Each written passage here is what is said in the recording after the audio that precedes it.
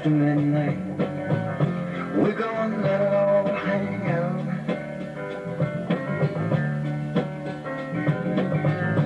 After midnight, we're gonna turn up and shine.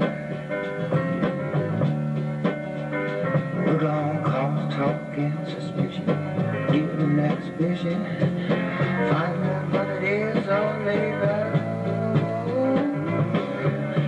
After midnight, we're gonna let it all hang out.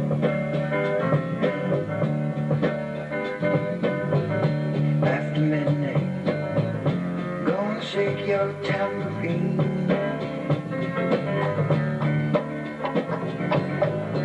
After midnight, it's gonna be peaches and cream. We're gonna cause talk and suspicion, give an exhibition, find out what it is all about. After midnight, we're gonna let it all hang out.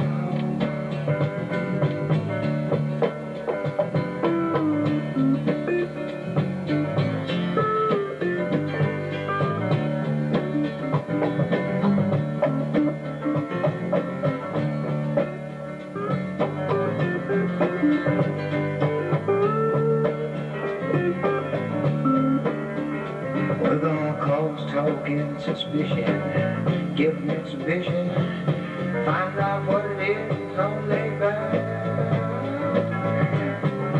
After midnight, we're gonna let it all hang out.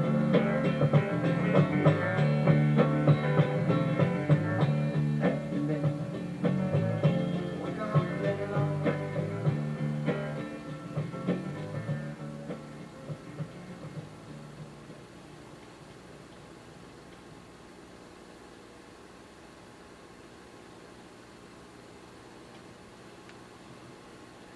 And now for our feature presentation.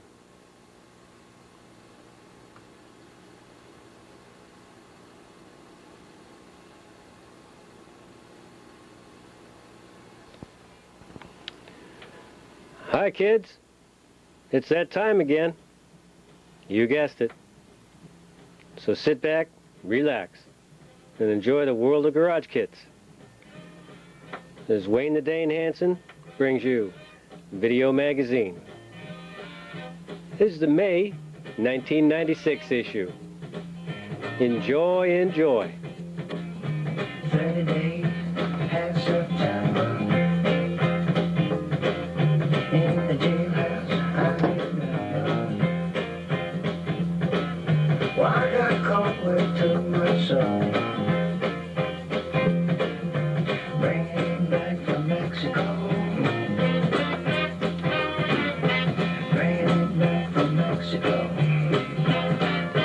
Here's a pretty little miss you might enjoy.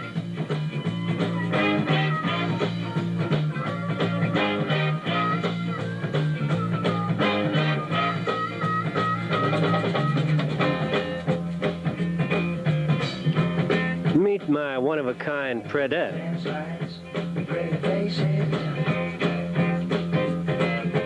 She's a girl with time to kill.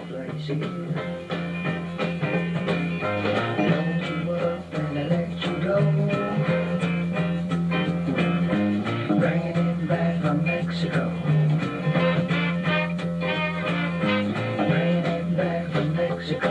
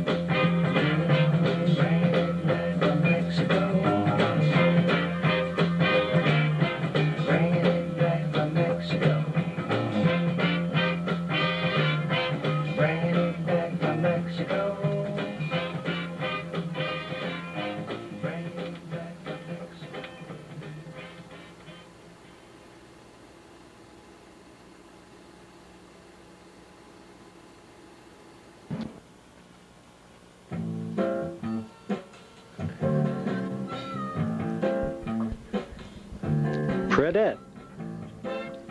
Here you'll see how the Predette was sculpted. It was based on the Resinoid Miniatures model kit, which is on the left. It's called the Cyborg Playmate of the Month.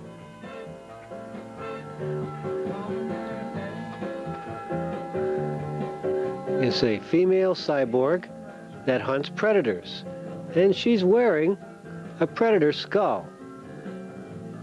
Focus, my boy. There he is. You can see the endoskeleton underneath half of the face, and the female half of the face as well, underneath a predator skull. And she's wearing trophies for the predator as well that she hunts. Spear, shrunken heads, claws, and you can see she sustained some battle damage, and some of her robot parts are showing. This made her a prime candidate to be turned into a nice-looking Predette. You can see the shrunken predator skulls and the human skulls and even an alien skull. You can see some robot showing through the knee and even a predator skull on the base. So with a minimum of effort, we were able to sculpt the features of a real predator, a female predator, onto the top surface of our Cyborg Playmate of the Month, including armor, the talons for the mouth, and we improved her chest size a little bit, chest measurements a little bit, and covered up around the loin, the groin area,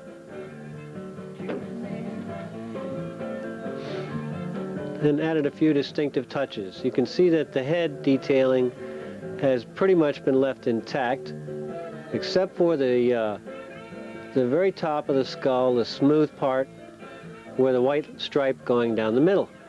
And of course we added the talons as well.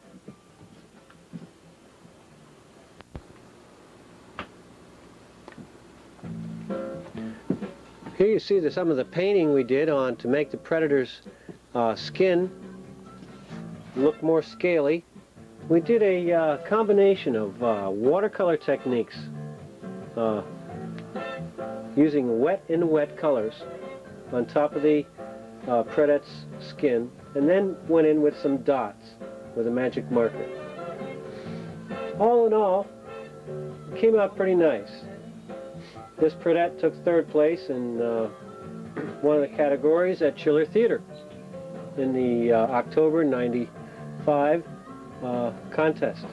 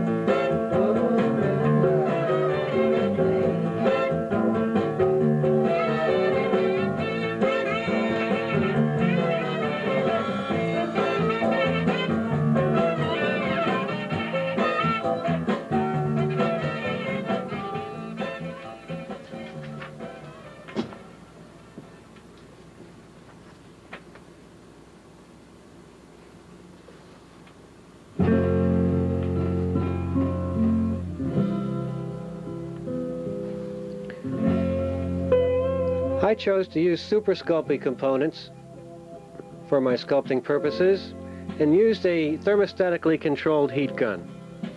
But you could use many different selections of cold cure epoxy putties.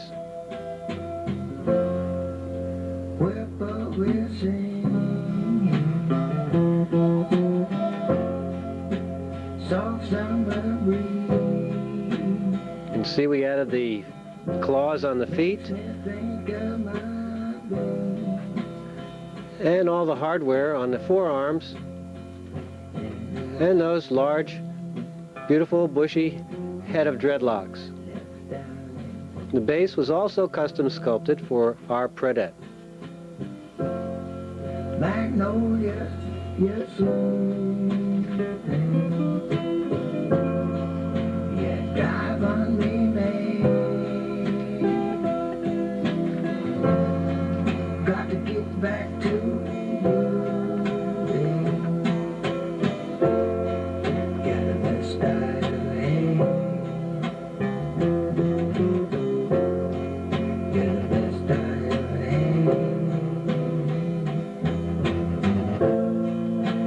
Whisper good morning, so gently in my ear.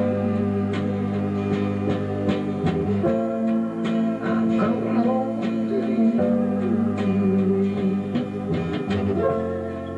I see it there. I see it there.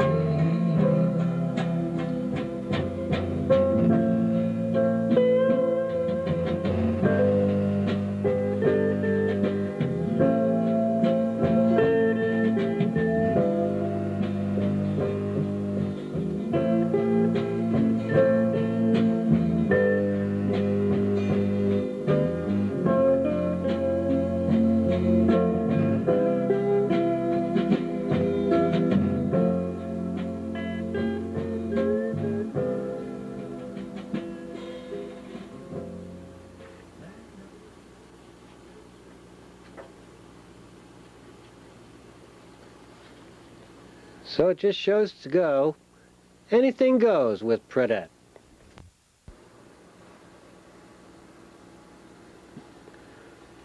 Screamin' Model Kits out of Albany, New York, debuted a brand new 1/4 scale kit.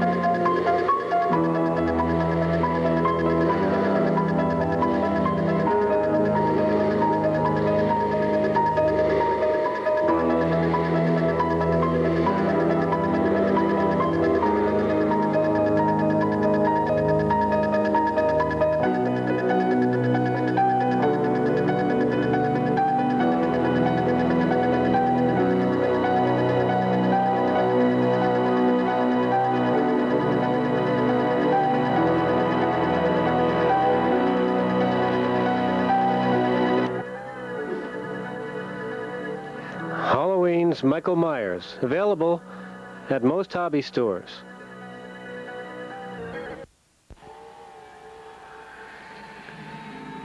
Dimensional Designs brings you garage kits since 1985.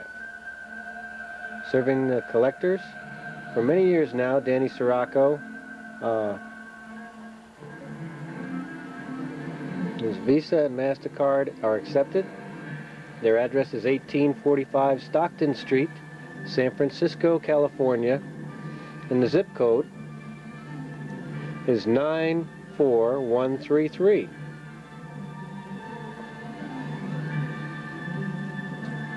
Premiering at Spring Chiller was the John Carradine from his Personality series as Dracula, with two head versions, a top hat and a regular. And Night Stalker, Darren McGavin's portrayal in the TV series Night Stalker.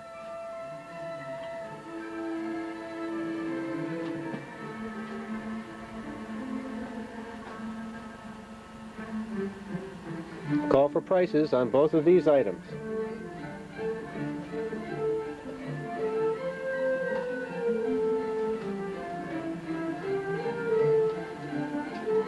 Mask of Fu Manchu, Boris Karloff.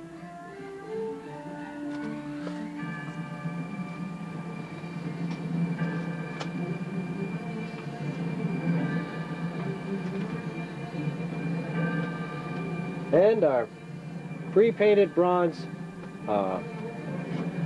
statue of Boris Karloff, which retails all finished for $145.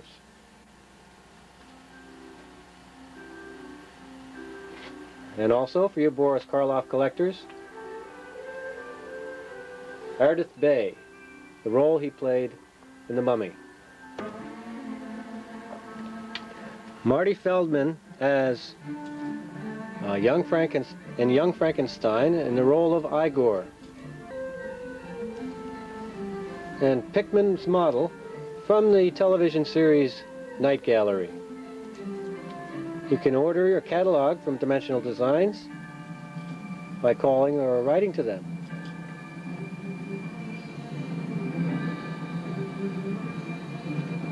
Hi, I'm Wayne the Dane Hansen, your host for Video Magazine, and I'd like to introduce a very talented sculptor for our May issue of Video Magazine named Mike James. He has a sculpting service and a model company called Azimuth Designs. Mike has graciously created a portfolio of his favorite model kits that he's built and his favorite sculptures that he's done for his model company Azimuth Designs. Following the gallery section, we'll have an interview with Mike James.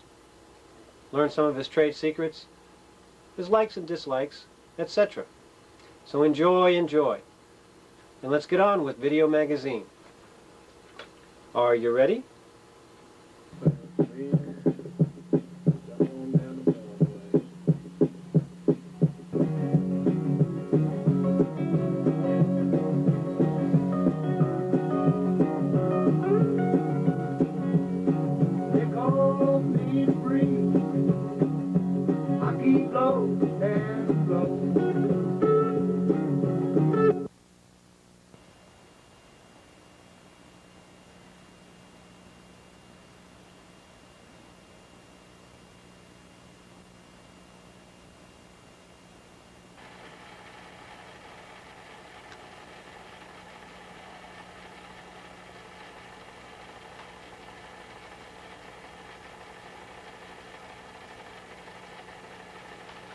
This is Bruce Lee by Vision Models. The sculptor is John Wright. Really nice musculature on the back.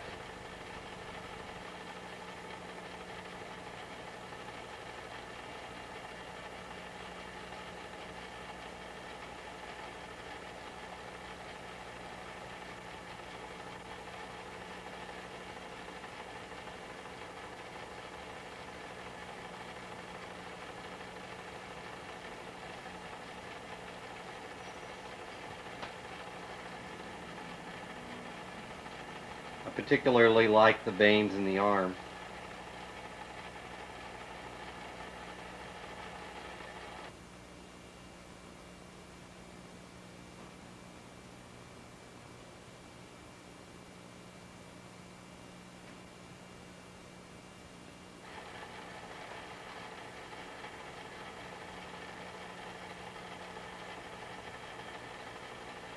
This is Iria from Falchion. Takea is the sculptor, and I think he did an excellent job on the pose on this. I really like the armor and the leather look. I mean, the leather even has the texture of the leather on it. The gun is a nice design, although the parts didn't fit together quite so well. But what I've done, her costume is white, and I've silver leafed it instead of making it white. And instead of her green top, I've made the entire costume black. I think that contrasts real nicely.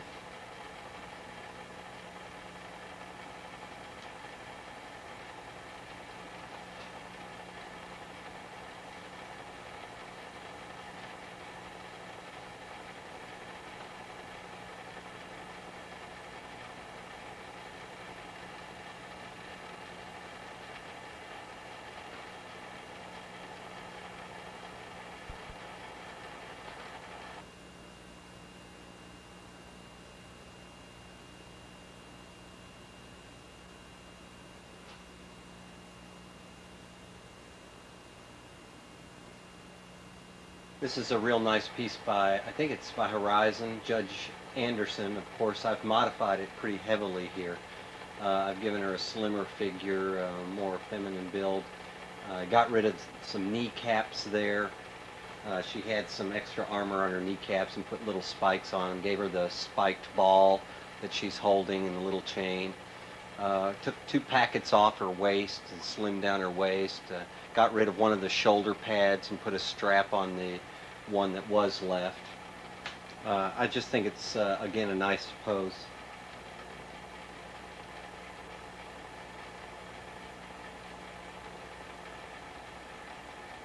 I painted the surface of her costume with black automotive paint.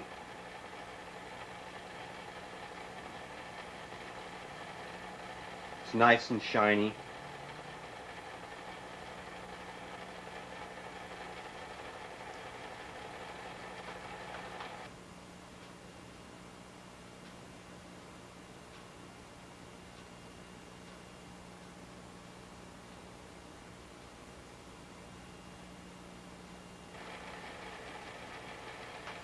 This is Vampirella by Graffiti Designs. She's 1/8 scale, sculpted by Claiborne Moore in Austin, Texas. I got a lot of compliments on this piece when it appeared as a build-up in Kit Builders magazine. A lot of people liked the alterations to the costume. I got rid of her boots that went up to a little over her calf and gave her shoes and put little bat wings on the shoes.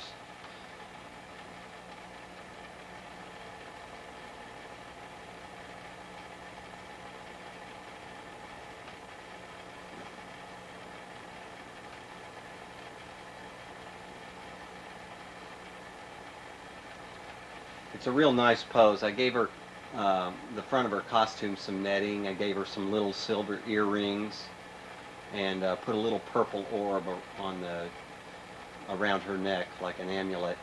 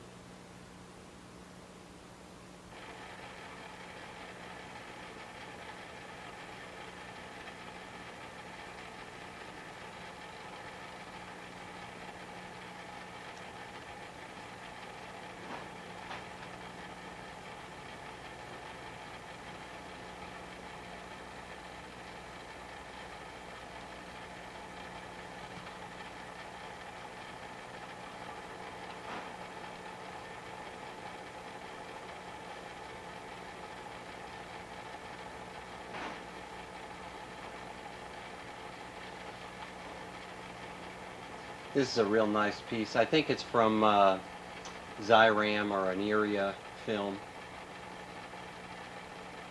I replaced the sword with a aluminum sword because the one I had kept breaking off. I like the feathers, I like the colors, I like the costume very much.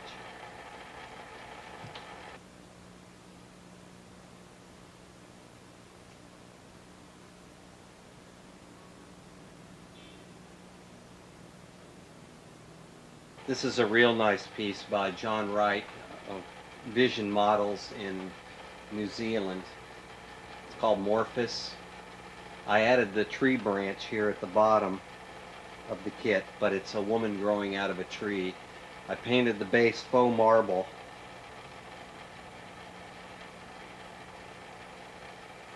That's an actual twig on that tree branch. I just body puttied it in.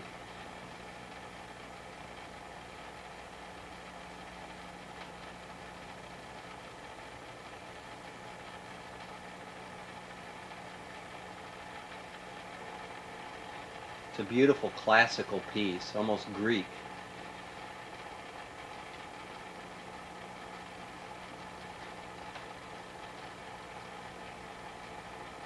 Very delicate fingers. He's an excellent sculptor. This is a large piece too. It stands about 16 inches tall.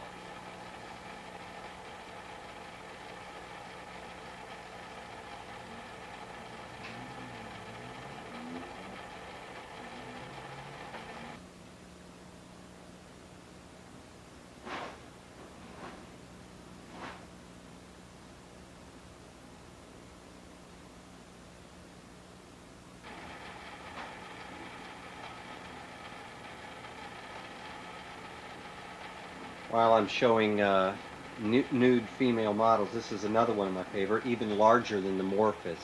I think she's about 18 inches tall. It's Jewel Shepherd, a 38 special. She's a beautiful figure.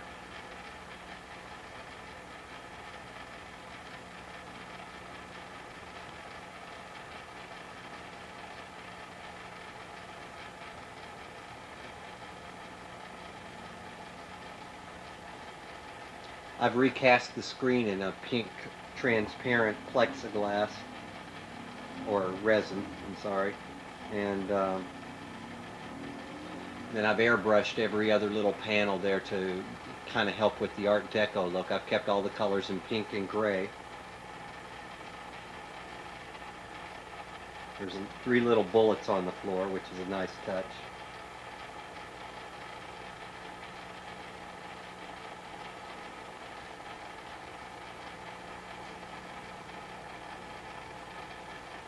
A very striking kit.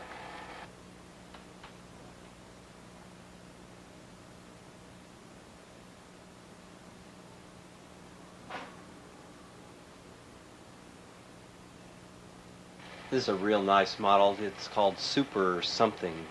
I don't know what the name of the character is. But I've painted his suit kind of a blue with violet color in the indentions of the muscles. I resculpted this pretty significantly. I lengthened the legs about half an inch at least. I gave him a little bit more of a butt. He didn't have any behind at all.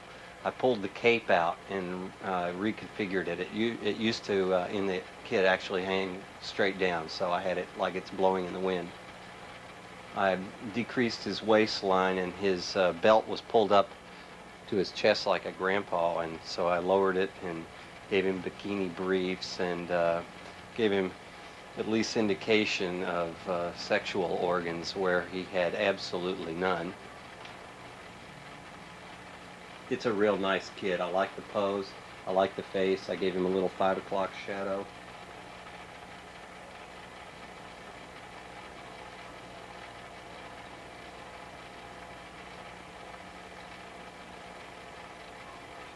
The base is silver leafed.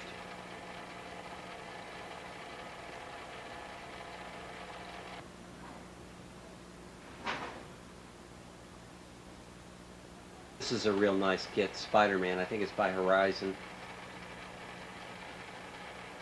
Again, I love the pose on this. I mean, it captures his character perfectly. I painted his suit a lot brighter red than they suggest. And also the blue part of the suit, I painted it a straight cobalt blue and then went in with straight violet for the dark parts of the muscles. And it makes a really, I don't know if it's going to come off on this videotape, but it makes for really pretty colors together. That kind of purplish blue and red. The lines in his costume are difficult to do. They take a steady hand, but look at the musculature in the back. Just beautiful. And the seams on the butts are very, very tough since this is a vinyl kit. But it's just such a dramatic pose. Truly sculptural, three-dimensional from every angle. It's interesting. They say that you should do white on the eyes. Have silver leaf the eyes.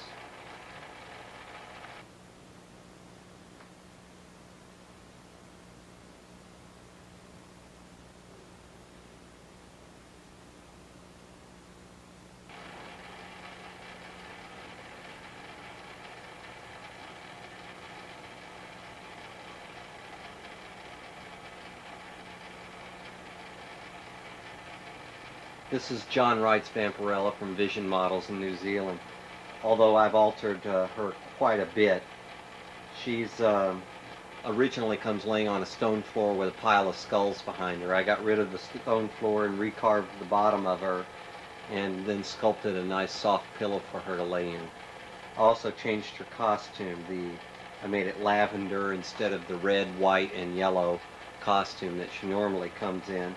And built this pillow with little tassels on it, and I gave her a lavender costume. As you can see, some hip boots, and just the rest of her costume made lavender. Also made her looking out the corner of her eyes. Added the earrings, and it's more of a bedtime Vampirella. But what I like about John is he gets the indention of the hands on the hips.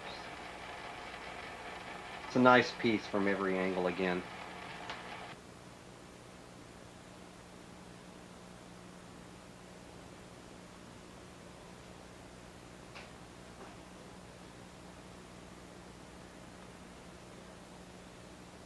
This is my first sculpting effort.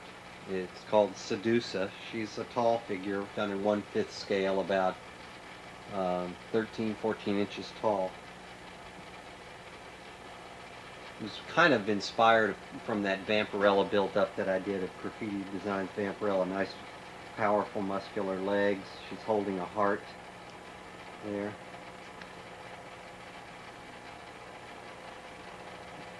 Very long-legged. There's the bat shoes.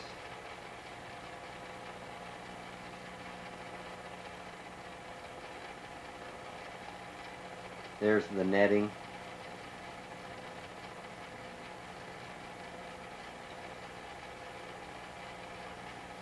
Her tail comes out of her suit and is sheathed in the black material of her costume.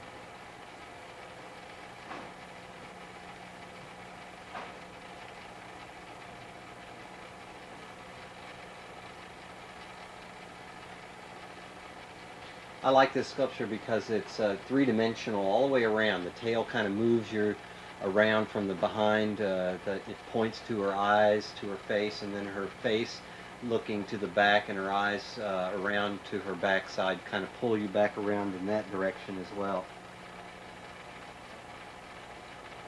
It was hard to know which way to photograph this.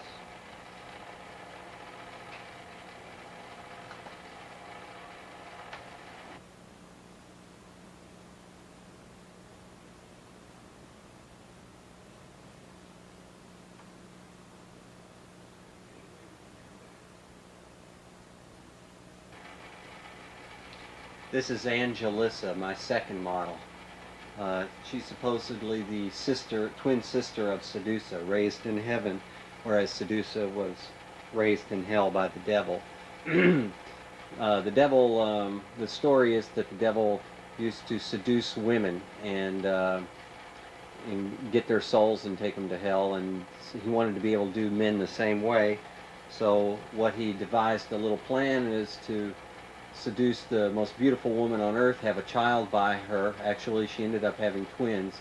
He took one of them, Sedusa, and to hell with him and trained her from the time she was born to be a seductress. And then when she turned 16, he released her on earth, her job being to try to get the souls of men, get men to commit to her so that she could take them down to hell. Well, Angelissa was rescued by the seraphim from heaven The devil left her stranded, her twin sister stranded on Earth, so they raised her in heaven, and now she's sent to Earth to kind of battle Sedusa.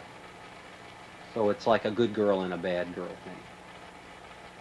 This model is 19 inches tall, so she's a monster with her wings. It's the wings that make her really tall. The rod behind her is actually a metal staff, and it helps support her like a tripod effect. I'm very proud of the design of this piece. I think it's a very regal pose, and there's some nice musculature and nice detailing in the feathers. And the orb is actually clear cast.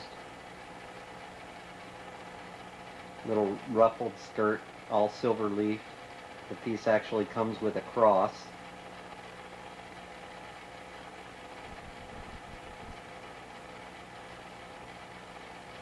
Her face was modeled after Elisa Silverstone from a Clueless poster.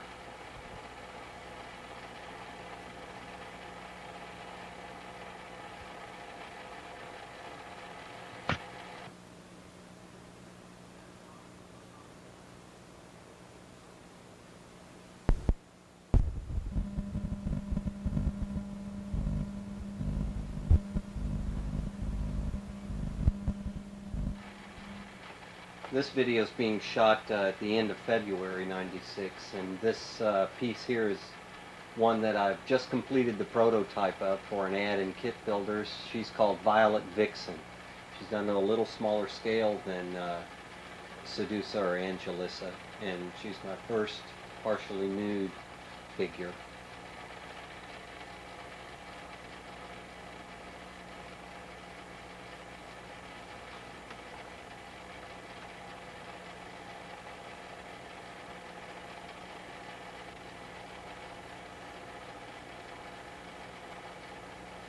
This is a weapon she has on her back. That's the power pack, and the baton here is her secret weapon.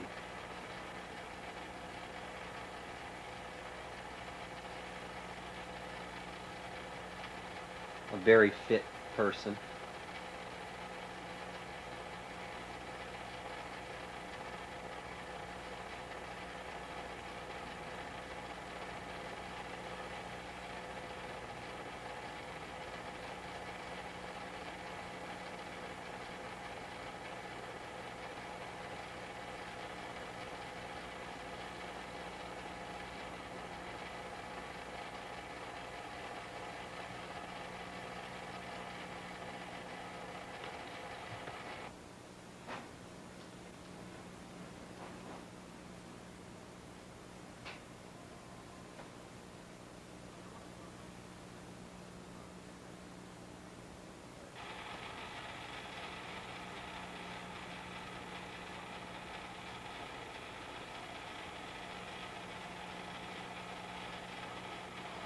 This is my piece de resistance. It's Commando.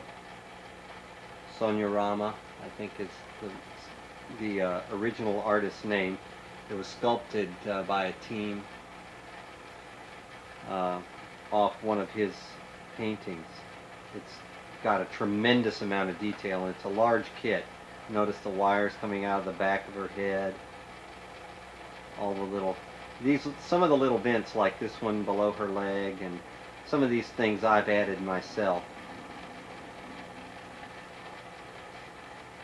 As she comes around to the front, I'll show you a few other things. She used to wear a skirt, and I got rid of that skirt. I thought it looked a little bit too fashiony for the type of statement that it was, so I made her more like have a robot suit.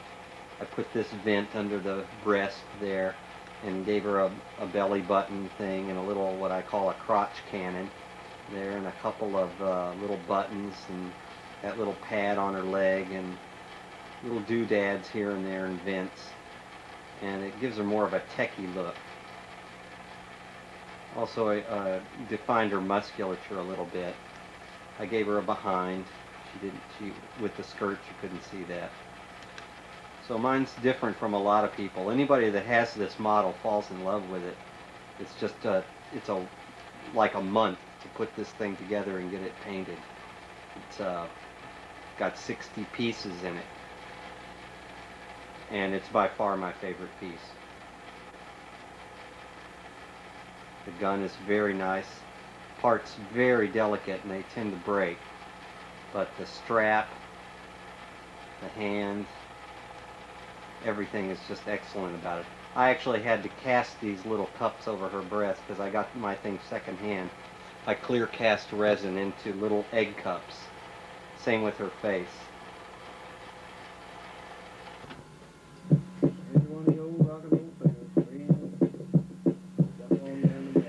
Here are the kits offered by Azimuth Design. Copyright Mike James and Azimuth Design. Registered trademarks Angelisa, Sedusa, and Violet Vixen.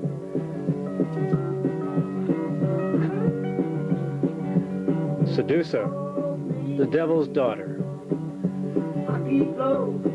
Very, very bad girl.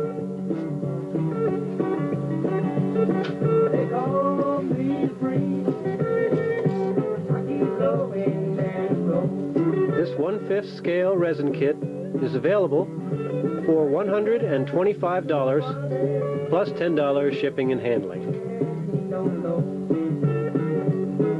Her twin sister is available also in a resin kit. Angelisa, Love's New Emissary.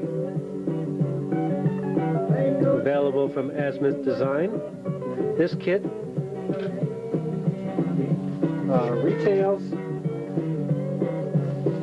for $150 plus $10 shipping and handling. It's a mammoth 18.5 inches tall when assembled in 1/5 scale.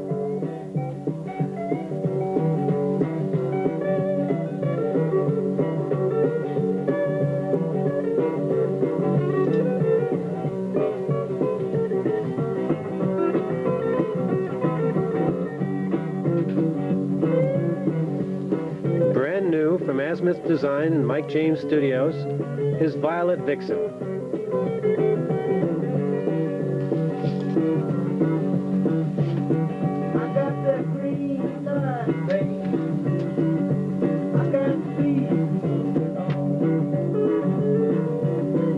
Violet Vixen is 1/6 scale, 11.5 inches tall,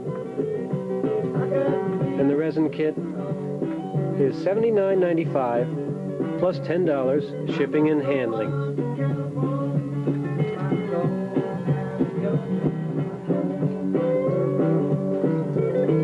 A very well-built girl. Azimuth Designs. Make checks or money orders payable to Azimuth Design. Their address is given below.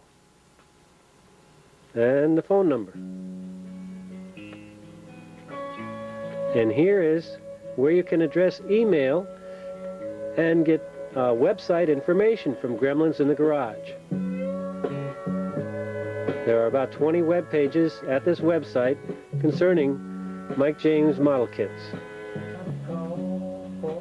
Now, on with our interview with Mike James.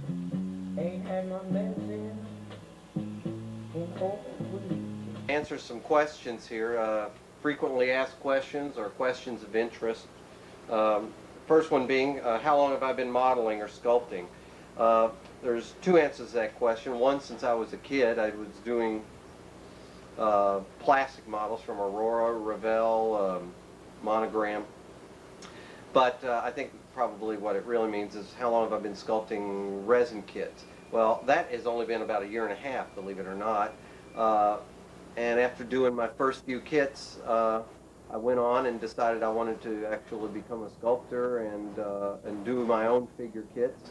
And I started with Sedusa, the Devil's Daughter, in September of '95. So this is only April '96. So you know, it's just been 6 or 8 months, and in that time I've done 3 kits. Are you self-taught, or what training have you had in your hobby or related field? I am a classically trained artist. I would say, let's see, I went to Eastern Kentucky University and received a BFA, Bachelor of Fine Arts degree. I took a short leave to go overseas for about a year. I went to the Central School of Art and Design in London, England, and received printmaking diplomas in silkscreen and lithography and woodblock printing. And then I went to University of Arizona to get a master's degree in design. But most of the time I was there, I was painting and doing sculpture as well, abstract sculpture. Give us some background. What age did you first become involved in the figure kit or modeling thing? Well, that would be the early 60s when I was growing up, and I was building some of those kits that everybody knows, the Mummy, the Phantom of the Opera, Hunchback of Notre Dame, Frankenstein, that sort of thing. Also, Big Daddy Roth had these car kits, and I think those are kind of becoming popular again. These real crazy kind of kits. What are your areas of interest in the garage kit hobby? Definitely humanoid-based figures. I don't go in for the monsters or the wild and crazy stuff. I like sculpting humans, and in particularly I seem to be sculpting female subjects. Let's see, comic books, superheroes, classic horror, sci-fi. Growing up, a big influence for me was I was cutting my teeth on comic books right as Marvel was getting started in 1961, I think.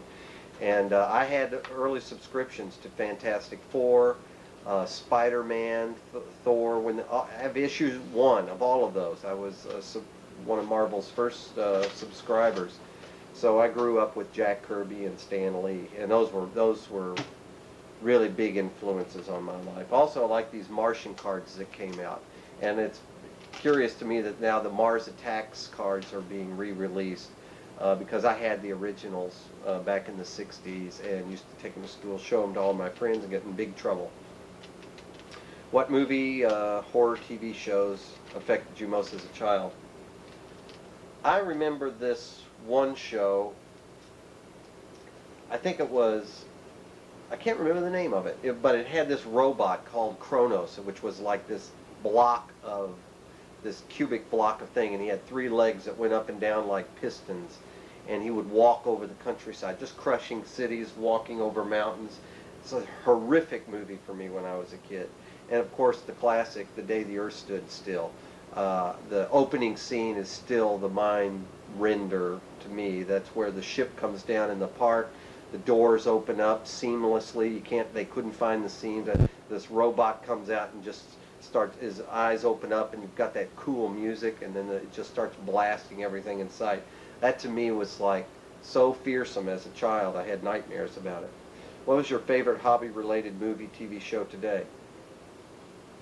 There's actually nothing that matches the power of those early sci-fi shows because there were so few and far between. I think people are a little jaded now.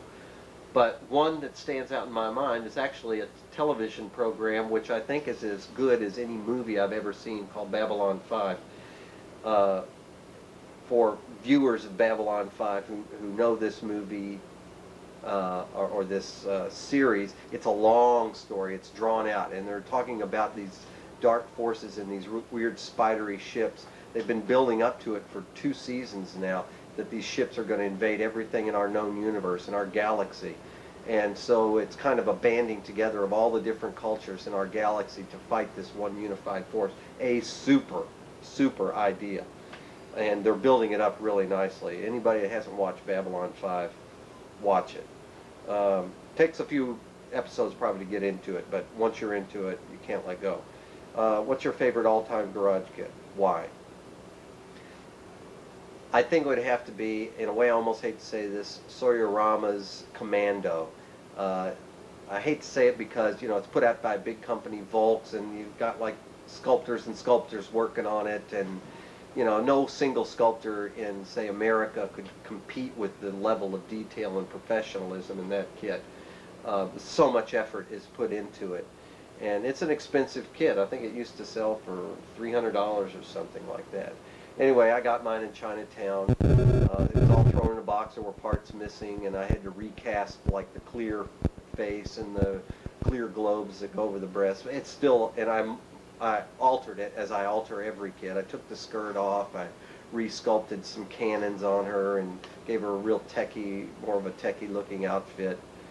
And but it's probably my favorite kit. Took me a month to build. Does your significant other like or dislike the hobby, and how do you deal with this?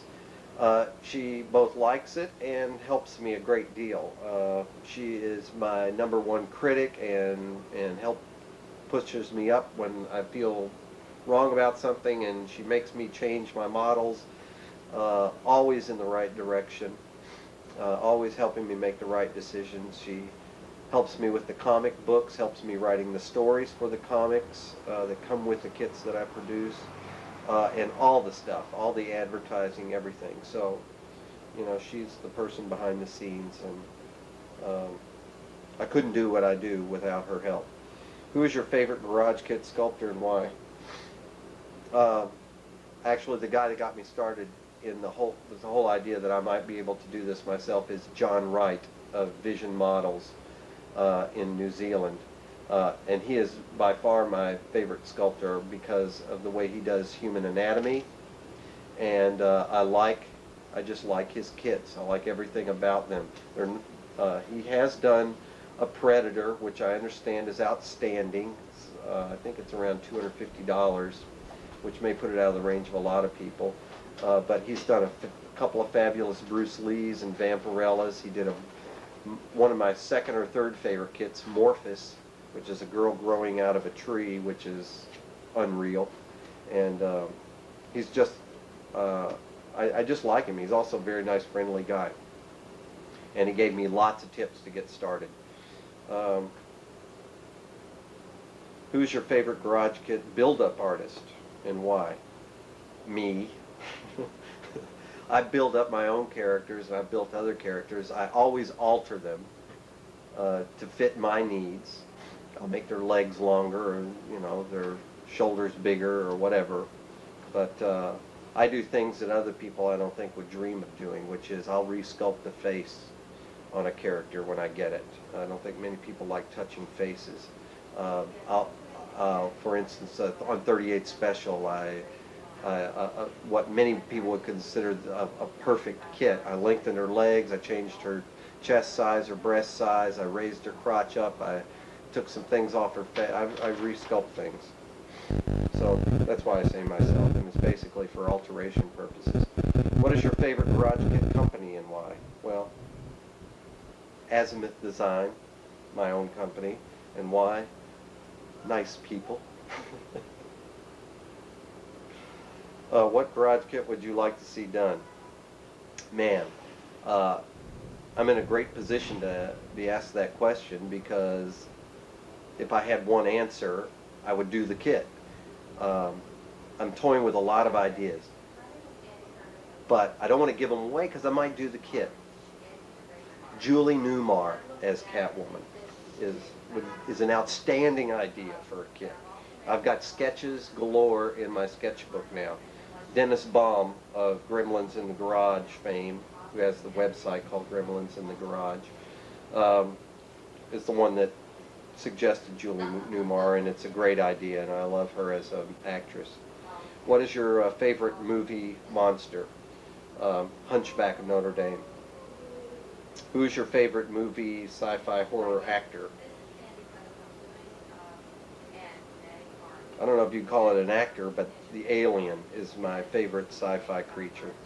Another just astounding, mind-blowing. I saw Alien, by the way, before all the hype came out of it. I was one of the first ones to see it in the theaters, I think.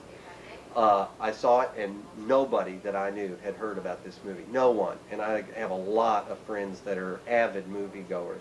And I was dragging people to the theater when it was playing in our local theater. I was dragging them to it. No hype, it was just small. And every one of them were just blown away. When I knew that thing was popping out of the guy's chest, I sat there quietly, I didn't say a word, and I glanced over and watched their faces when it happened. And it's just like a wet blanket was just thrown over them. It's amazing. It was an amazing movie. Who's your favorite building painting job? Mm, um, my favorite building and painting job would be the 38 Special kit that I was talking about. The girl, Jewel Shepard, with her hand over the thing. In fact, I'm writing an article on that right now. Who's your least favorite? The least favorite kit I've ever built was the YM3 robot. That's what Japan calls that robot that was on Lost in Space. It was a hard thing to do. It was a vinyl kit, and I sprayed it with enamel paints, and the paint never dried. It was like 6-8 months, and it still never dried. Who's your favorite Scream Queen heroine? I don't know, but I saw this picture of Countess Vladimira in the Chiller 1994. I think Kit Builders had a picture of her in there, and I mean, it's just like, what a great outfit. What a great costume. What would you like to see in the future of the hobby? Less crap. There's a lot of crap. I don't know how to weed that out, but you know, I hope that it'll just be weeded out naturally. Less knockoffs. Yeah, that's Sandy calling from the other room. Yeah, this industry has to be straightened out if it's going to survive, or it will go the way of software developers. People are complaining all over New York, which is where I'm from. There's no software out there, no good software being created. Well, guess what? It's because everybody was giving their discs to everybody else for free and not paying for it. Everybody's trying to pirate everything, and they don't think that there's any kind of price to pay for that. Well, guess what? Every time somebody buys a knockoff, it's making that sculptor, the original sculptor that designed the kit, have to sell 3 more kits just to pay for that knockoff that was bought. So people don't like paying the big money for the kits, but I got a news for you. The person ripping you off for people who are buying the kits are not the sculptors who are sculpting the kits. They have months invested into these things, and their prices are justified. It's the knockoff people who have nothing invested in, who don't even know how to sculpt. Those are the people that are ripping you, the consumer off. What do you dislike about the hobby? Snobbery. It's a fun hobby. These are basically toys. I mean, but people want to treat it like it's fine art.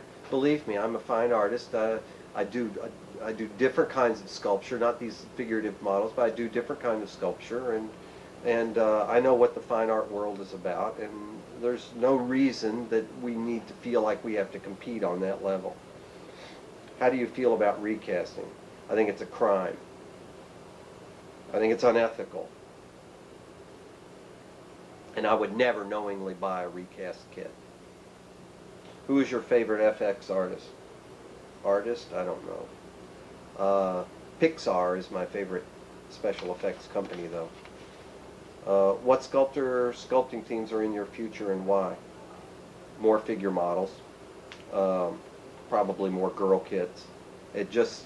I like doing them, and there seems to be a market for them. I got lucky. The first kit I did was a girl kit, almost by happenstance, but she did so well for me. That was Sedusa, the Devil's Daughter, but she did so absolutely well for me that the next kit I did was her sister, Angelissa, and I got a pretty fair response on that, so I'm just sticking with what works and what I like.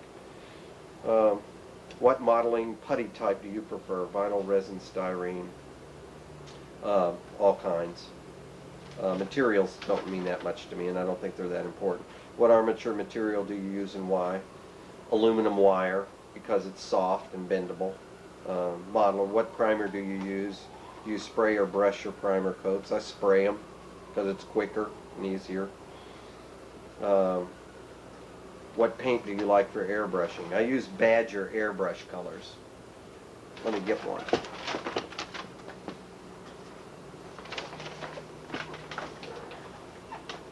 They come in these little bottles like this, and they're ready to spray. You don't have to mix them up or anything, so I really do like them. And they come in a lot of different colors. I particularly like their flesh color. Let's see. I airbrush almost all of my colors, by the way. What time of day do you like to work and find the most beneficial? Only one time to paint on models. Sculpting is another thing. You can sculpt at night. You cannot paint on models in any kind of light but daylight.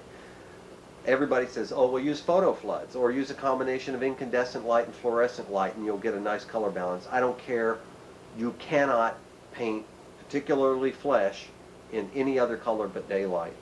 It will never be right. I mean, you'll work at night, and I've tried all sorts of different arrangements. You'll work at night. I've used color correct. I've looked through filters, and it doesn't work. You just got to paint in daylight. Not direct sunlight, but allow lots of daylight into the room. What shape sculpting tool do you find best to work overall? Well, I like clay tools, wooden clay tools. Do you sculpt your figure whole or in parts?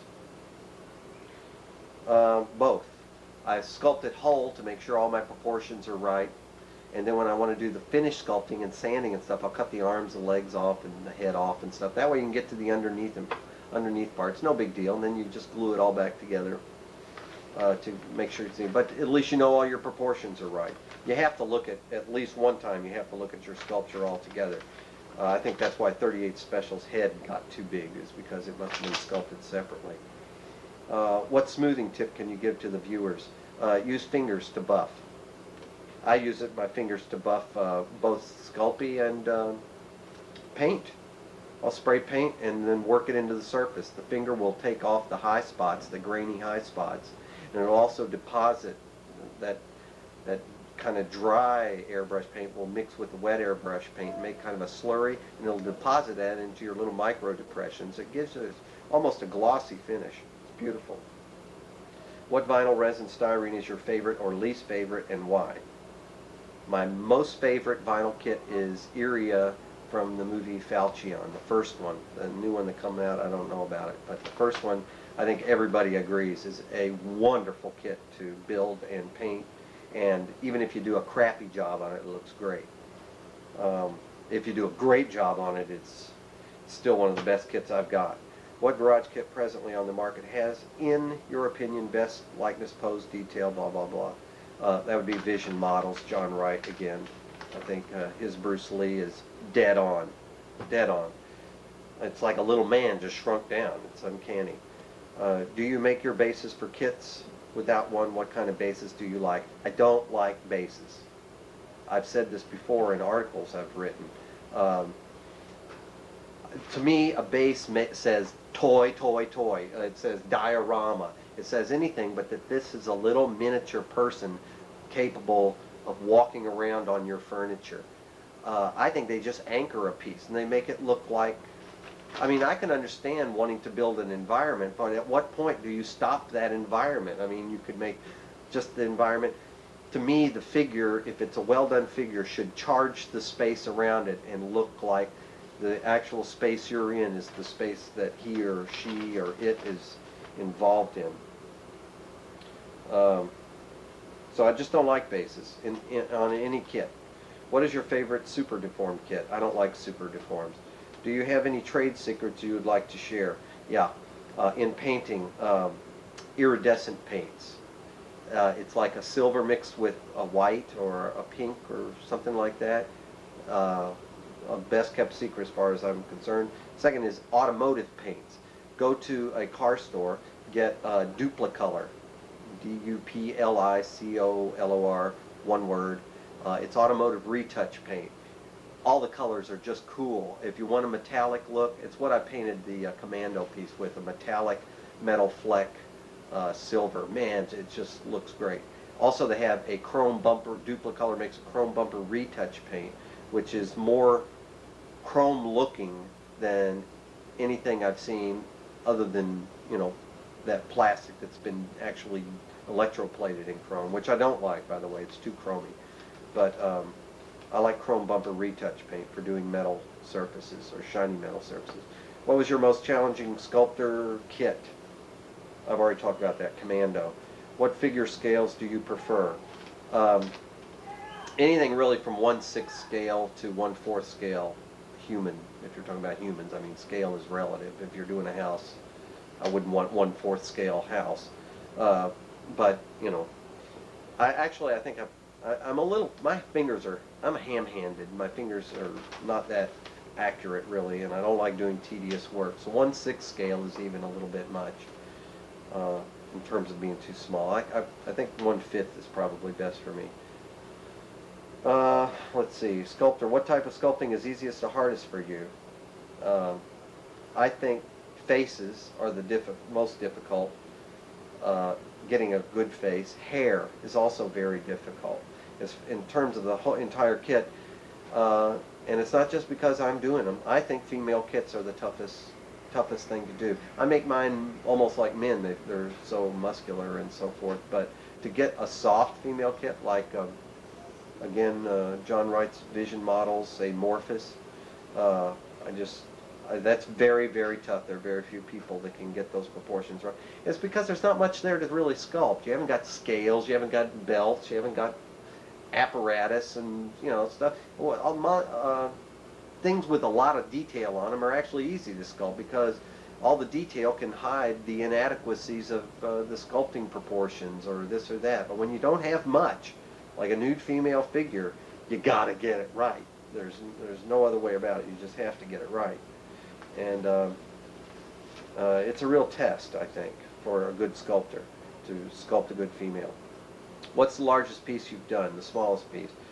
I guess this means largest piece I built. The largest piece I built is 1/4 scale. It'd be 38 special. The smallest was, I think, about 1/10 scale, something like this. What's the favorite piece you've done? Of my own kits, it would be Angelissa, the angel. I just think that's a very regal pose. She's holding on to her staff and kind of gesticulating out. It's just a very elegant, regal pose. And I think pretty nicely sculpted. There are things I would do different. I'm not real happy with the hair and some things, but other than that, my wife thinks that the hair looks like a fish. So, do you like to challenge yourself to work in areas you're not good at or experienced with? Yes, in fact, that's a must. I like taking on new challenges. Also, I like in each kit that I do to have some kind of a little something special. For Sedusa, it was some actual netting I enclosed with the kit that you could put over the back of her costume. I think adds just a neat touch. On Angelissa, I actually cast up a little pink orb, clear orb, transparent orb, in transparent resin that went on the end of her staff. In Violet Vixen, she has a rubber hose that you can glue into her backpack and so forth. So I like adding little things like that, little kick for free. If you've been to Garage Kit conventions, tell the viewer what it was like for you. It was a blast. I loved it. My first one was Chiller, 95, the Halloween one, and I had so much fun. I laughed until I cried. And the people running around and the characters and the busyness of the thing, and it was just madness. I also made a lot of money. Painting models at night can throw your colors off, or how do you compensate? Yes, we've already talked about that. I just say don't do flesh at night. What is your significant other's name? It's Sandy, and she's a very sweet person. What does she do? She's basically my photographer. She's my critic for both the sculptures and the comics, and all the promotional stuff, and she just builds me up when I don't feel so hot. When did you decide to enter the Garage Kit hippery? What made you decide to enter the Garage Kit hobby? Love of handwork, I would say. I like working with my hands. And at that time I was doing design on the computer, which wasn't enough digital manipulation for me. What made you decide to become a Garage Kit company? Lack of money. Is New York City a beneficial influence on your Garage Kit sculptures? If so, how? Yeah, in that it's easy to get materials.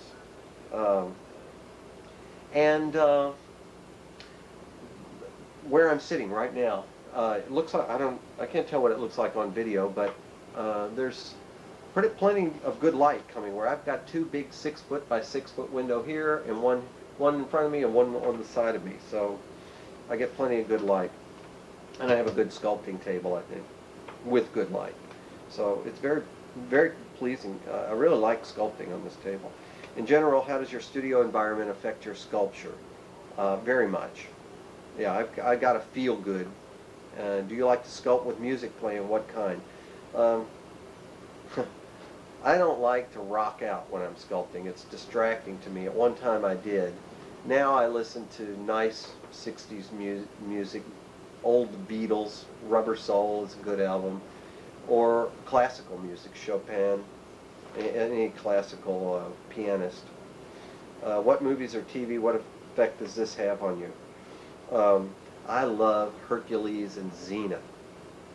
They're because I write comic books, they are just like comic books. They're as close to comic books as anything I've seen. So is Babe, the movie that I almost won an Oscar or something this year, or maybe it did win an Oscar for something. But I like movies that are very much like have that storybook aspect to them, and I think Hercules and Xena are really entertaining. My wife likes punching holes in the continuity of it. You know, continuity is the thing where in one scene, you know, maybe their wristband is turned this way, and in the next scene it's turned this way. She spots those things, and we poke fun at those things, and it's a lot of fun. It actually makes the whole experience more fun for us. Do you use any visual magnification with you when you sculpt? Other than my Coke bottle eyeglasses, no. Okay, I think that's probably enough questions for right now. I hope there's something in there that you can glean from this that will be of value to you. I'd like to thank you, Mike, for a really great interview and a look at your wonderful sculptures and the built-up models that you've done.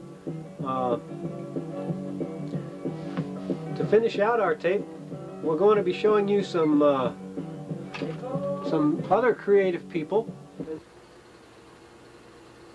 We're going to have some Billiken, the Billiken Predator. Painting tips revisited. We've also a young fella named Steve Harrison. We'll be having some portrait busts by Steve in issue number 3 coming up in June, as well as the part 2 of reposing Billiken's Predator vinyl kit. Here we go.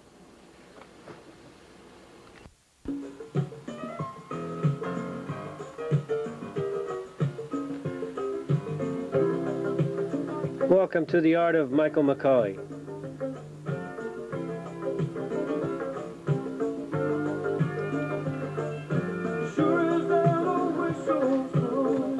This is a painted sculpture, one of a kind, of Backlash. Trademark Image Comics. The height is 12 inches. The scale is 1/5.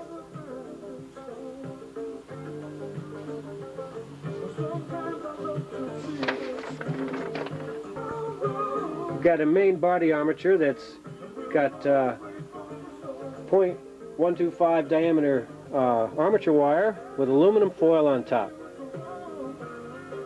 Super Sculpey compound is the clay.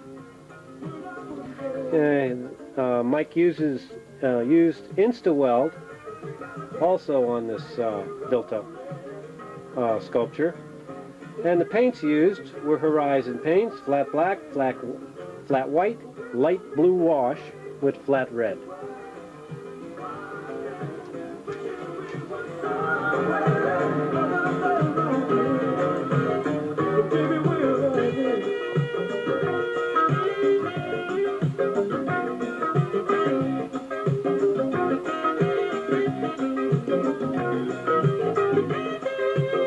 We'll be showing you Mike's videotape in just a moment, but I wanted to run through the specs and photos with you first.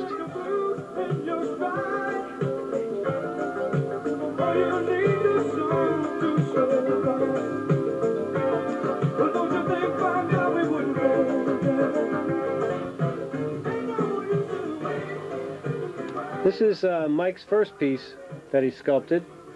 A very impressive initial effort of the Crow, as portrayed by Brandon Lee in the film, The Crow.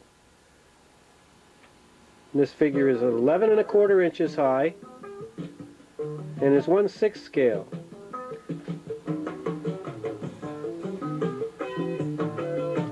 Again, Mike is using .125 diameter armature wire with aluminum foil as a filler and light gauge wire on top of that to create a bond for the clay. The clay is Super Sculpey. A light gray primer was used on top of our Mike McCauley Crow piece.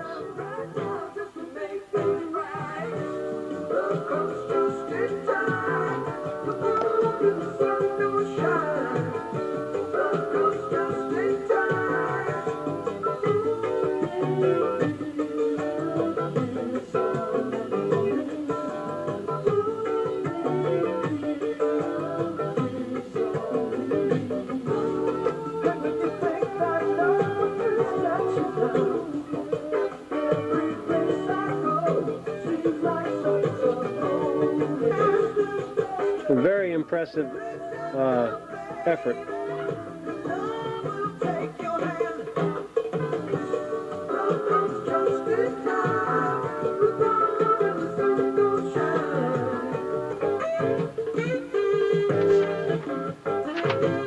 Here is Mike's sculpture of Aquaman, trademark DC Comics. In this crouching stance, the figure's height is 8 inches. Scale is 1/5. He's using the same compounds and materials of Super Sculpey and armature wire with light wire on top and Insta-weld for the wire joints. We'll show you some pictures of this sculpture in progress.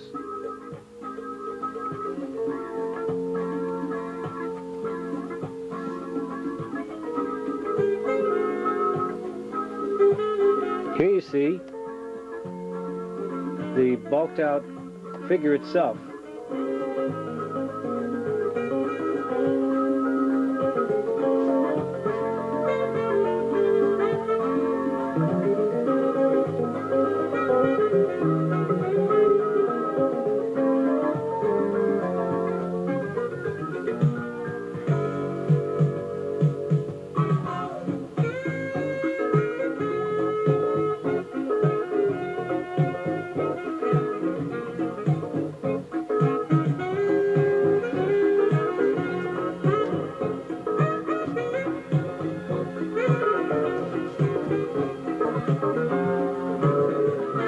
Mike is very good at capturing the characterization of a personality.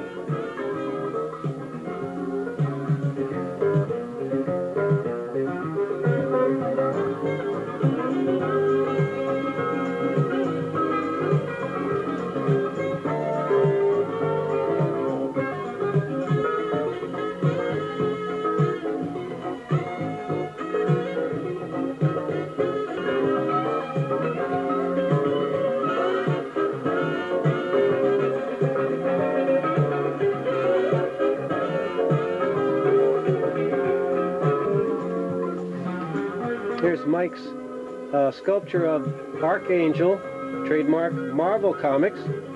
The height is 14 inches. From head to outstretched toe. Scale is 1/5.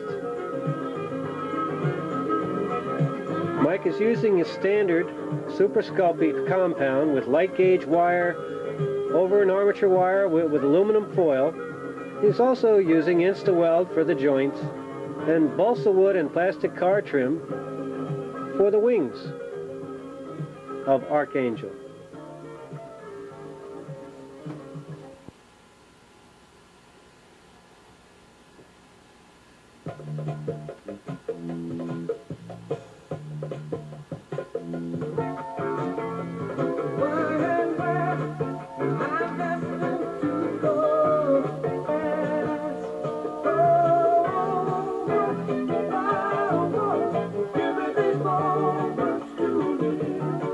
Horizon paints were used colors of sky blue, flat white, flat yellow, orange, gold, flat brown, and chrome, or archangel. These are all original sculptures, one-of-a-kind painted sculptures by Mike McCauley.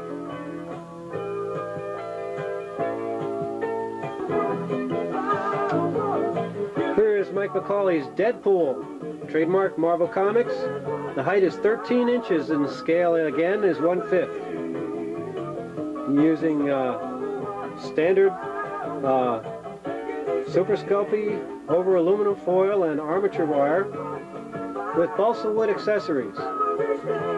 Tamiya paints, red, black, brown, gunmetal, and flat white, as we'll see in the video segment of Mike's work in a moment.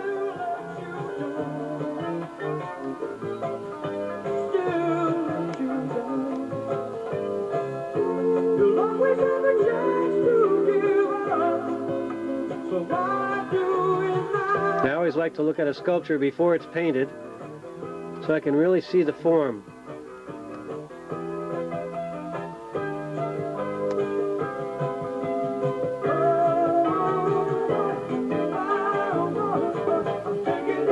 Mike's latest creation, in progress, the Super Sculpey sculpture of Duncan MacLeod from the TV series Highlander.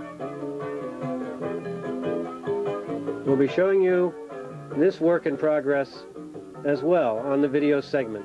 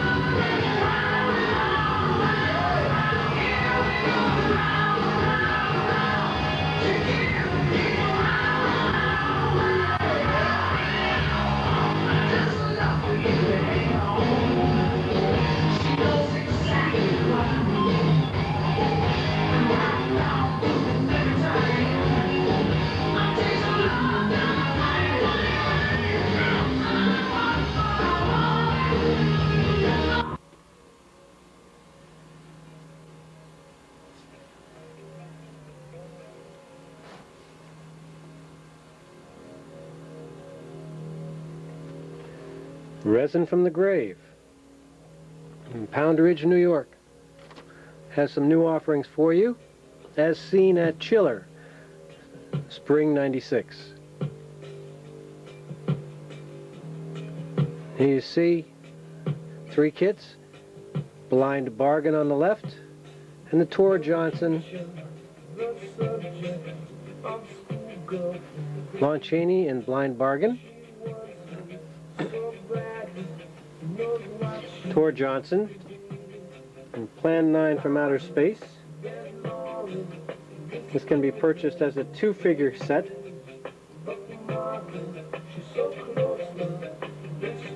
For $160. And Tor is sold separately for $85. Vampira is $100 by itself. Blind Bargain is $95. The shipping not included. And here we have one of their newest releases, Forever Night.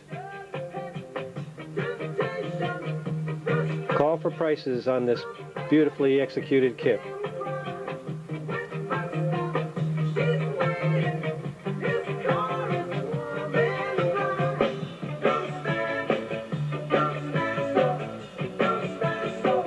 The Werewolf of London, sculpted by John Dennett, now has new molds and is ready for shipping.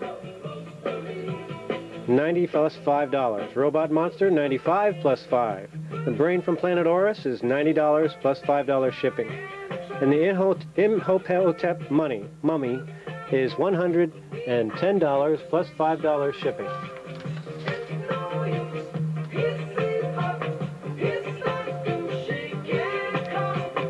And get their catalog. There are many more models in their inventory. Here's the address, Resin from the Grave, P.O. Box 412, Pound Ridge, New York. 10576 is their zip code.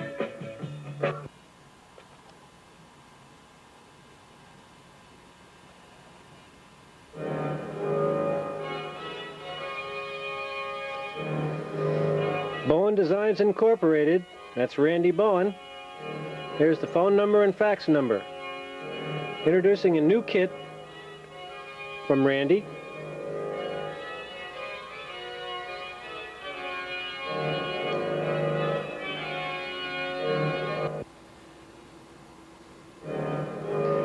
The Decapitator. It's 12 inches tall, full color box art, designed for customizing. $120 plus $10 shipping. This is the first in a series of original design kits by Randy Bowen, the master of disaster.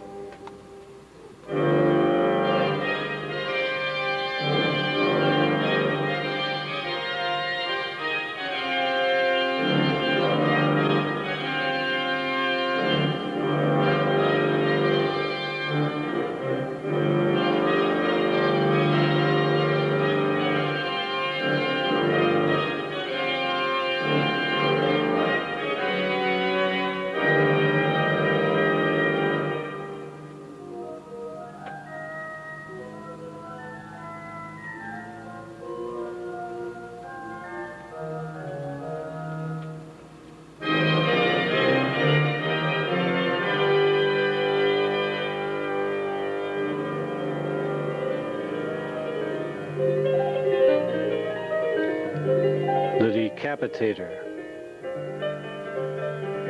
by Randy Bowen. $120 plus $10 shipping. From Bowen Designs Heinz, P.O. Box 220223, Milwaukee, Oregon, 97269. Visit his website at the following number. Bowen Designs.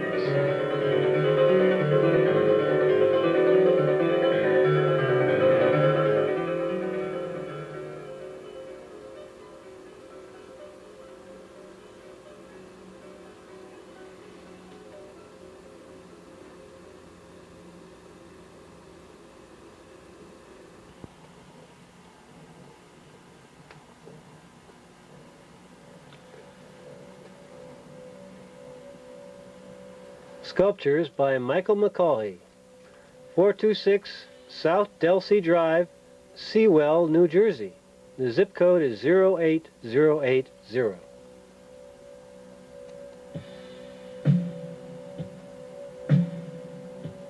Private sculpture commissions accepted.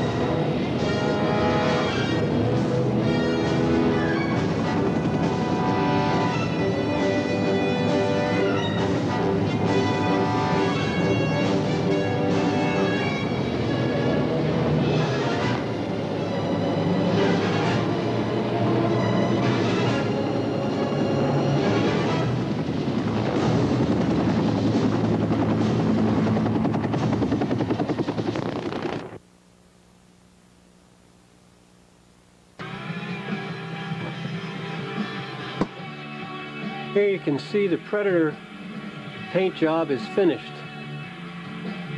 And notice the jaws. If you look closely at the Billiken USA Predator, the jaws are not this far apart. We did a little knife slice and filled the slice in with super glue while holding the jaws wider apart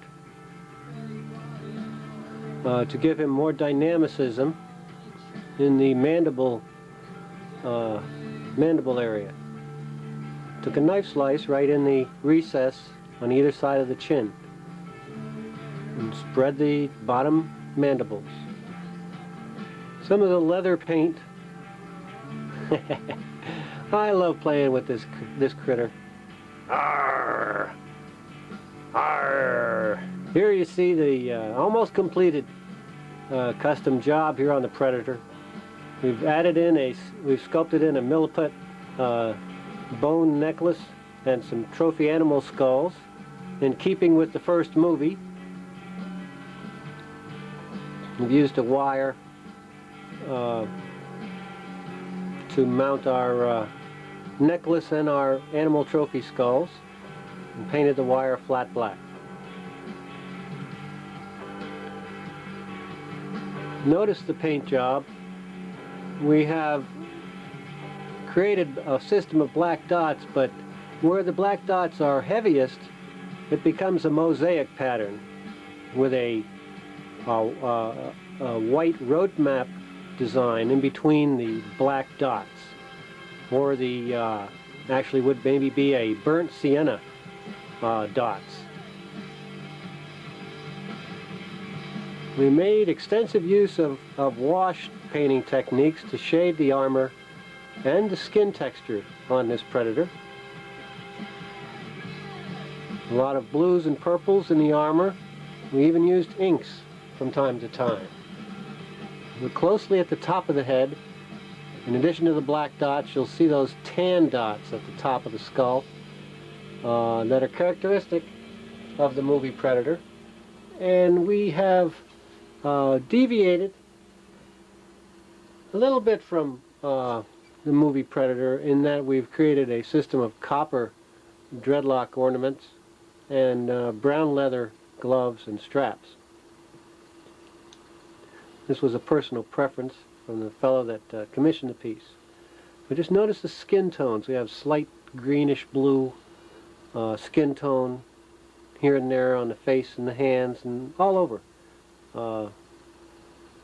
Remember, this Predator has like day-glow green blood, and that's going to be suffused subtly in around the skin coloring. Like we have a red blood, and we have some of that showing through underneath.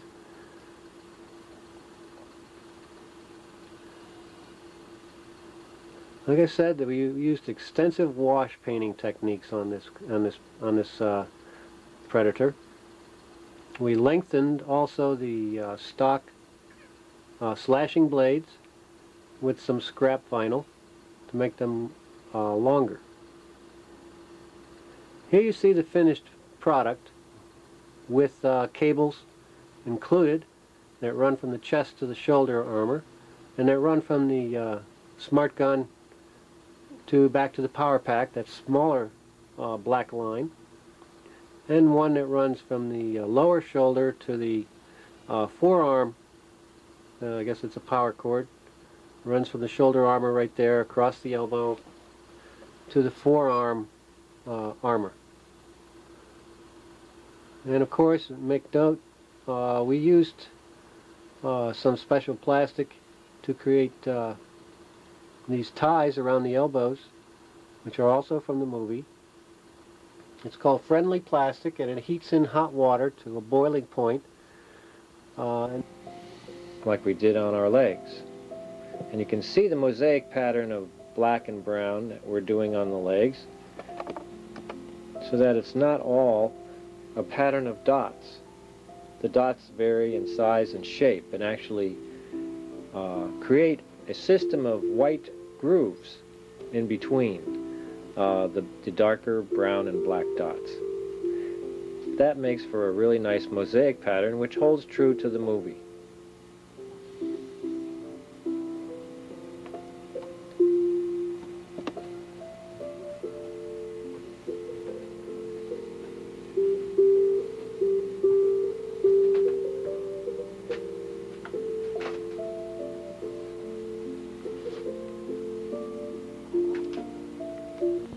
This time we've created more metallics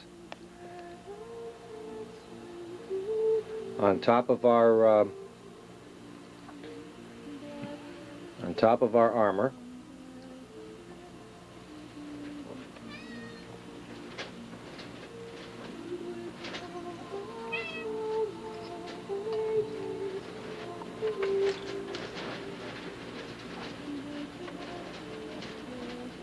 So we've toned down our blue a lot, but it's still there. We went in with Createx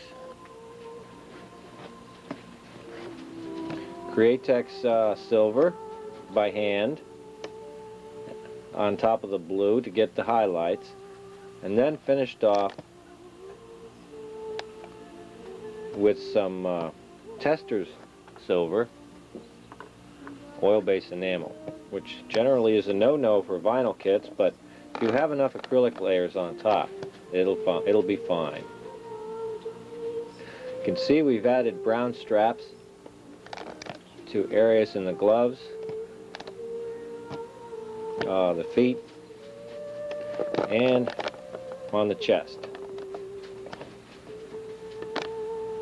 We've also taken a light wash of yellow, which is hard to make out on this camera, over the skin tones to give the Predator a little bit more brown yellow skin tones before we go into our black.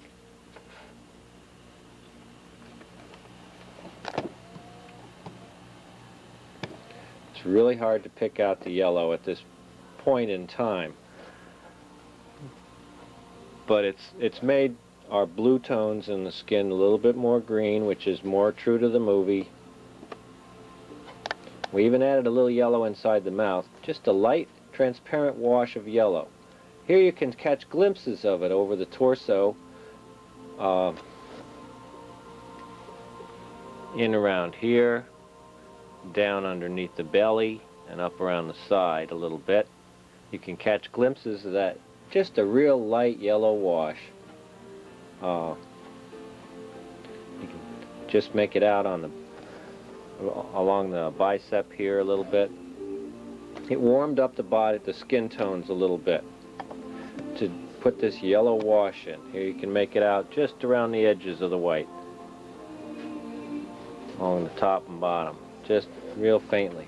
The video camera doesn't pick up yellow as well as it does other colors. And of course our Testors silver is really doing a nice job blocking out the armor. He's beginning to look more like our baby. We still have yet to put in maybe some deeper blue tones in the armor, maybe some deeper grays in the armor to make it not so new looking, give it a little bit more battle scarred appearance. And of course we have to add in our black like we have done on our legs previously. We added in our black dots. But we'll be doing that to completion before we put in the netting. Now before we paint the netting, we're going to be adding a sealer coat on top of all of this in case we mess up our netting. You'll also notice that we did a little painting around the padding on the armor with a little flat black. There you can see, and it got a little silver on it during the dry brushing of the Testors silver as well. But you can see we didn't use a full strength flat black. We did a wash so that the recesses really got the most of it. And of course a stronger black on the inside of the thighs than on the outside of the thighs because of the way the light hits it. Light's not going to hit inside the thighs as much as it is outside. It's going to catch the most. So to get a lot of the three-dimensional qualities of the Predator's armor, you really have to think about light and shadow. And of course we have to paint in our claws yet. But overall he's looking pretty spiffy, and we have to of course do our dreadlocks.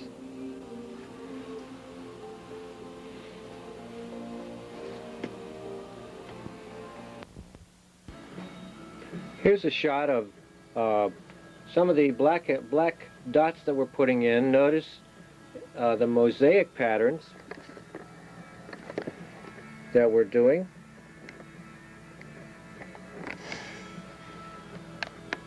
Not just a series of dots, but an organic color structure. That's how the predator's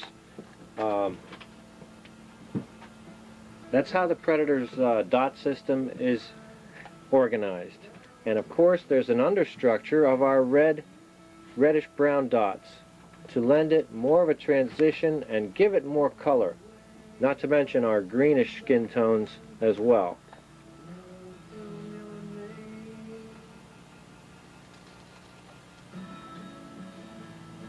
The new B103 today's best music, along with Christian Myers.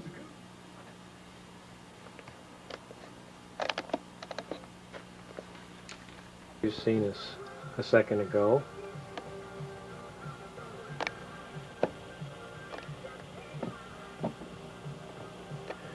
We've given the armor a top coat.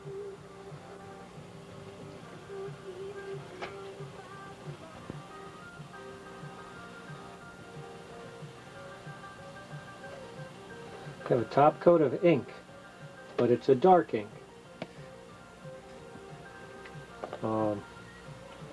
This is a type of ink that you could use for airbrush work. It's Dr. Martin's Radiant Watercolor ink.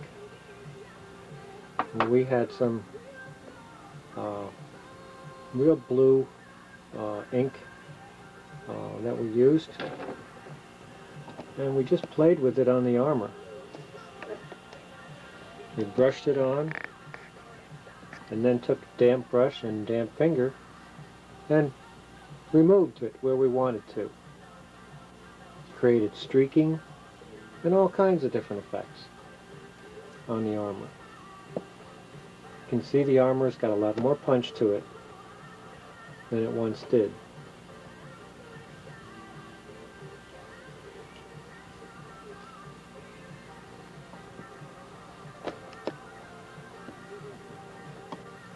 We even did a little tiny bit of dry brushing with white on the very tips and highlights of the armor.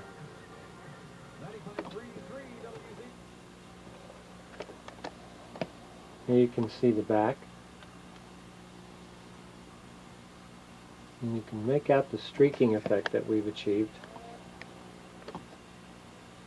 a little bit. It's just a matter of playing, going back in. The nice thing about ink washes are that you can always go back with water and change your mind, which you can't do with acrylics.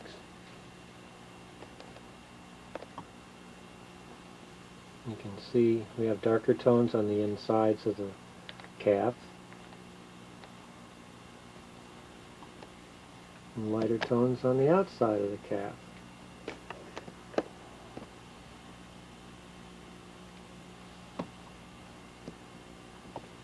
We've also taken our brown and gone over where there would be leather strapping with, we've used brown paint in some areas as a base coat. In some areas we've used silver as a base coat.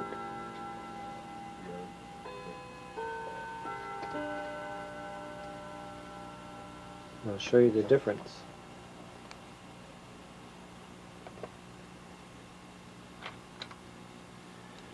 Here we've used brown paint as a base coat. Here we've used a silver as a base coat. So when we did our final brown ink, we get a brownish silver effect. We even did the brown ink on top of our original brown paint to get a different effect. sort of like a two-tone brown. We've also dry brushed our brown a little bit after inking it.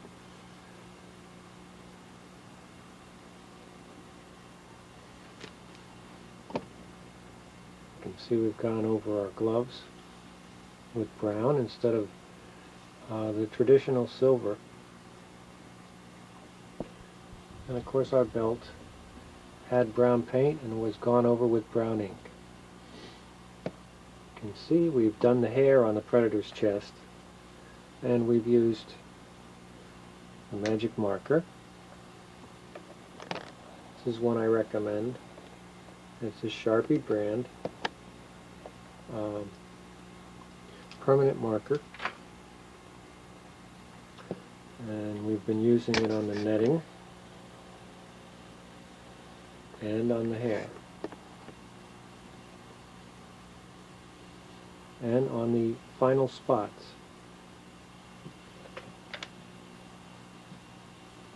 Some spots you see are brown, and some spots that you see are black. Remember, our brown were on there already, and we've just gone back and put in black spots and done the netting in magic marker and the hair quills on the body. Rock and roll. Close up your Instaset, cap off your super glue, and let's wash our parts. Use a dish detergent that has a degreasing agent in it.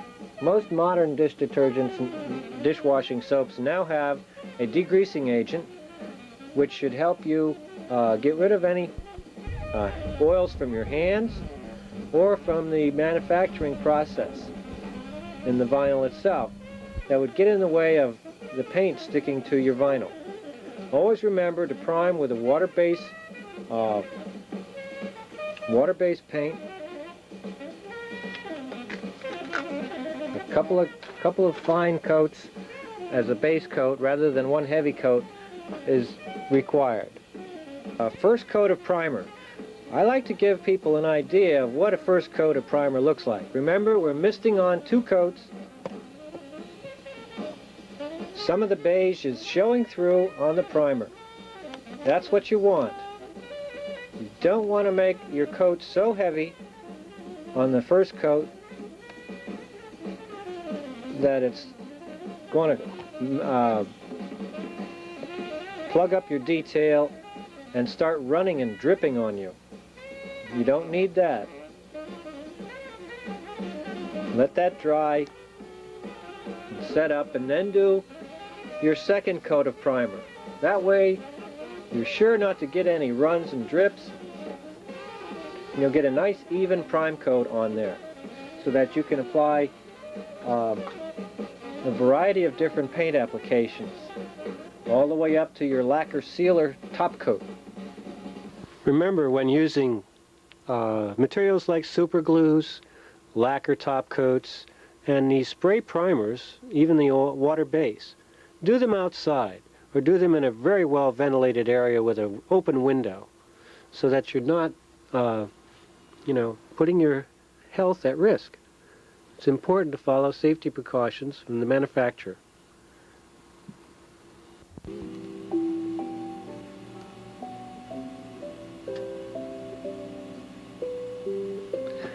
Here we are with our first stage of Predator paint.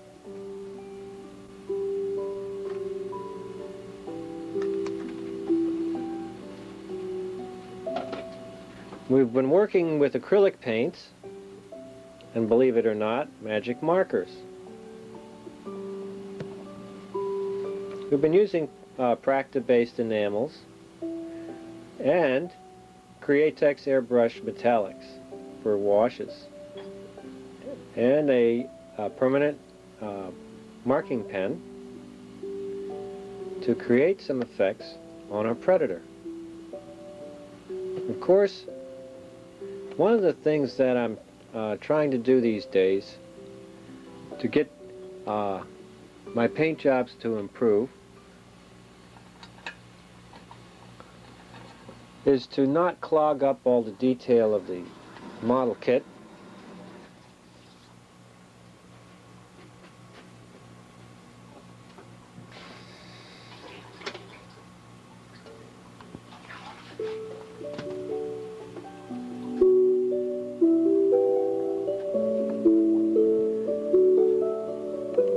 Alright, so we started out with our gray primer.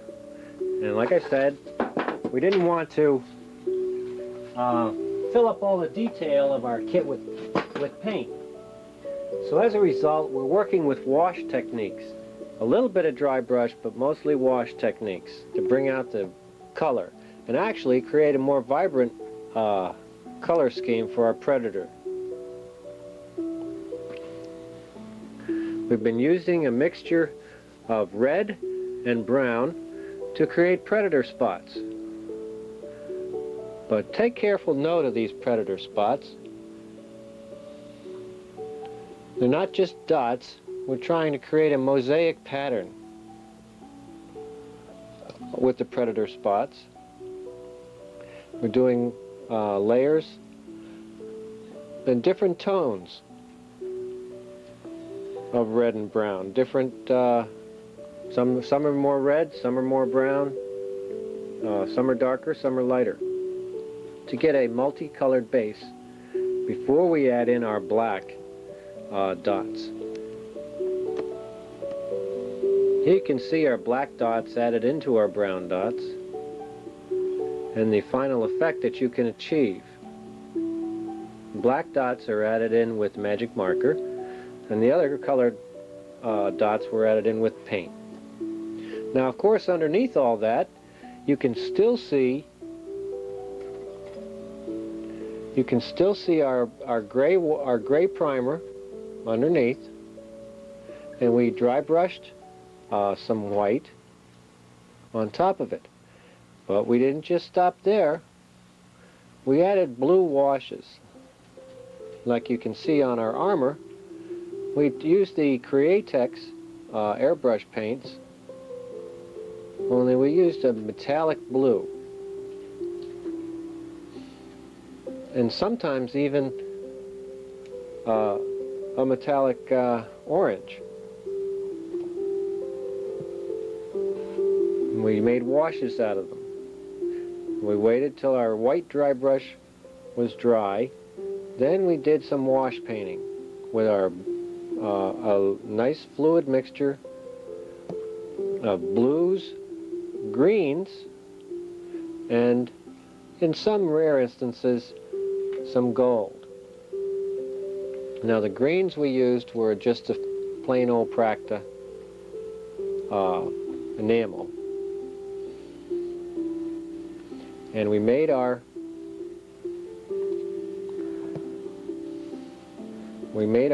Predator dots with different shades of red and brown.